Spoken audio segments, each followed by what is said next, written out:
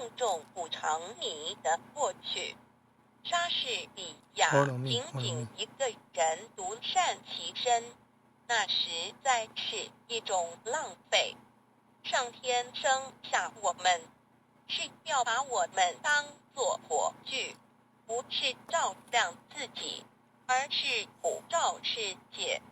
因为我们的德行倘不能推及他人，那就等于没有一样。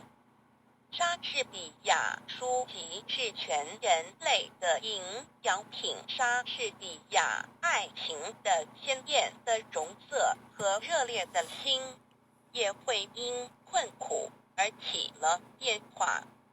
莎士比亚最恶劣的事态总有一天告一段落，或者逐渐恢复原状。莎士比亚生活里没有书籍，就好像没有阳光；智慧里没有书籍，就好像鸟儿没有翅膀。